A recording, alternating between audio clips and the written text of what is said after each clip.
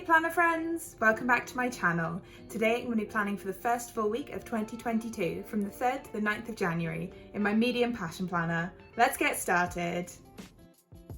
So the kit that I'm using this week is Glacier from Plannerface, and this is actually a full kit from Plannerface, which I don't use very often. This kit is also super old. I think I bought it in like spring of 2020 and got it as a lucky dip bag. So yeah, it's super old, not available anymore, and it's also a really old format, which was really interesting to try and use. I do PR for Plannerface, so you can use my code in the description to save yourselves a little bit of money and also mention me for a freebie.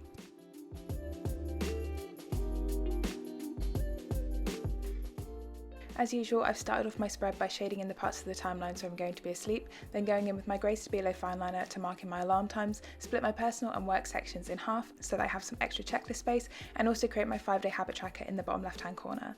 I'm then going in with this light blue passion marker, which is my theme colour for January, and I'm using the fine liner side to mark in my work hours. In the first take of that sentence I said it was July. It's definitely not July.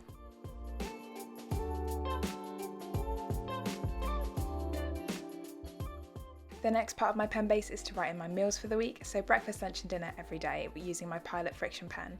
I don't write breakfast in on days where I don't have an alarm set in case I have a little sleep in, and I'm going to end up moving dinner around by the end of the spread because I moved my gym sessions around this week as well. This is why I use removable stickers and have a bottle of Undo handy at all times. Also why I use an erasable pen to write in pretty much everything in my planner.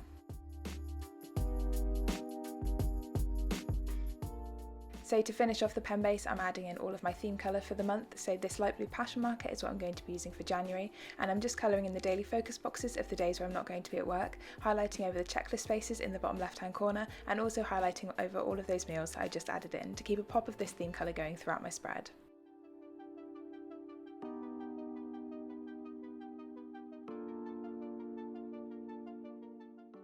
Now that we're done with the pen base, I can start adding some stickers in, and as usual I'm starting with my meal plan tracker, which is just something that I made in Excel and print off on sticker paper myself. You can check out my making stickers with no equipment video that I uploaded as part of Plansmas if you want to know how I make these. I've then trimmed down a half box to fit in the weekly focus box, and I'm adding my habit tracker and a decorative full box to finish off my sidebar.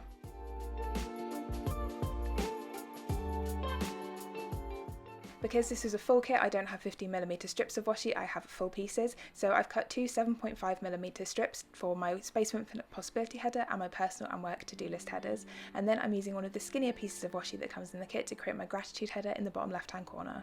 Next I'm just going to add in my weekend banner, and then we can get into my daily plans.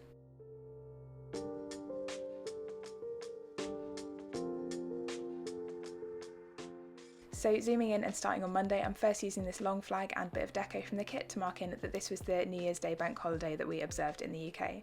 I'm then using a half box with another bit of deco from the kit and also a film script from Plannerface to mark in that I spent this morning finishing up my Plansmas videos.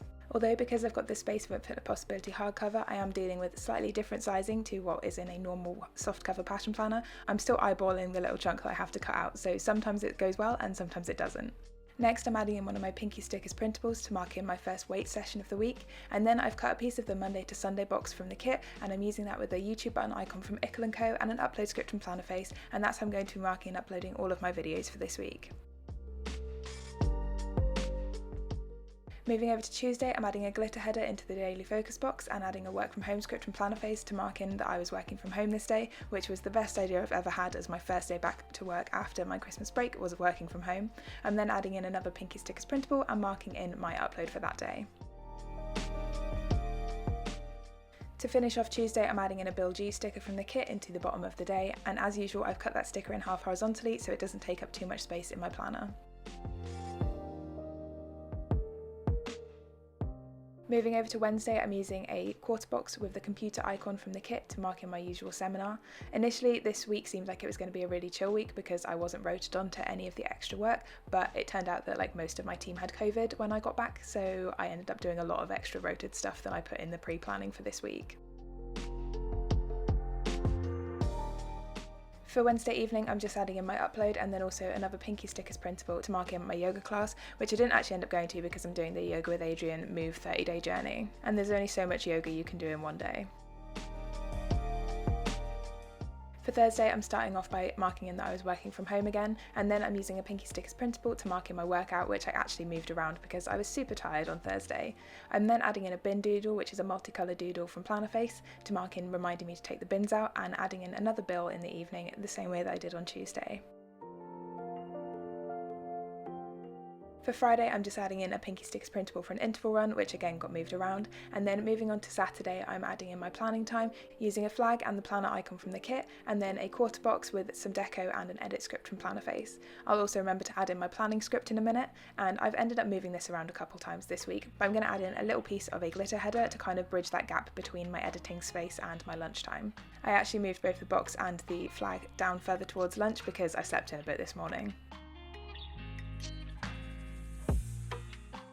For Saturday afternoon, all that I've got planned is my last weight session of the week, and then I'm going to add in a half box into Saturday evening for whatever we get up to, which I'm pretty sure is just going to be some games and drinks at home because I don't really have the energy for anything else at the moment.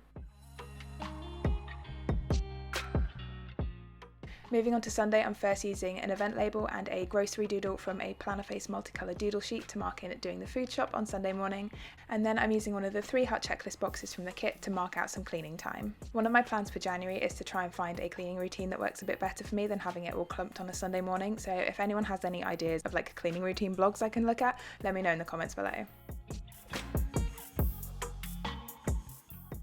On Sunday afternoon, my boyfriend's parents are coming to visit, so I'm using one of the little things from the kit to mark in that we're going out for lunch to one of our favourite pubs, and then also a quarter box and some deco from the kit to mark in that we'll probably be hanging out with them a little bit more than just that half an hour that the little thing takes up. When I set up this spread, I wasn't 100% sure about the timings of this, so it might have moved around a bit by the time you see the final spread at the end of this video. To finish off Sunday, I'm just marking in uploading the video that you're watching right now in the same way that I marked all of my uploads earlier in the week.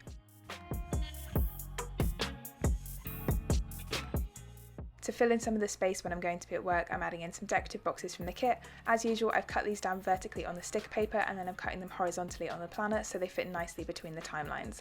I definitely picked the right days to add in these decorative boxes because it was Wednesday and Friday where I ended up having loads of extra stuff added into my day.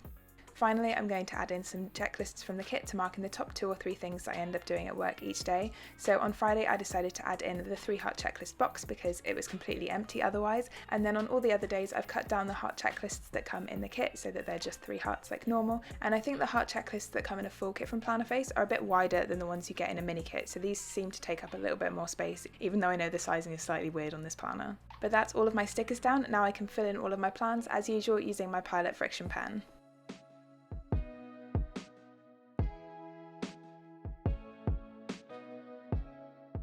So thinking about this week, I don't understand how 4-day work weeks always seem to be the most stressful.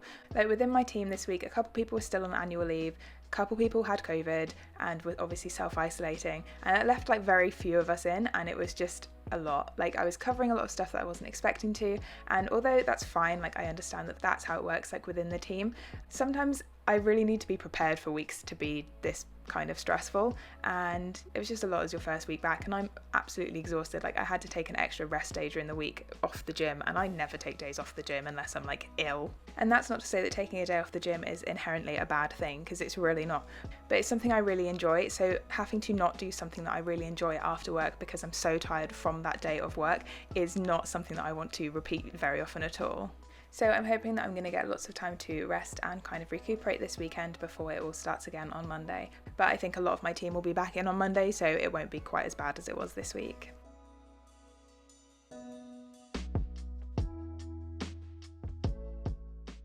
As you can see, I'm not really changing anything up in my bottom left-hand corner for the new year. I'm pretty much keeping it exactly how it was last year because that was what was really working for me. Aside from the cleaning thing, I do need to work out a better way of doing that than just cramming it all onto a Sunday morning.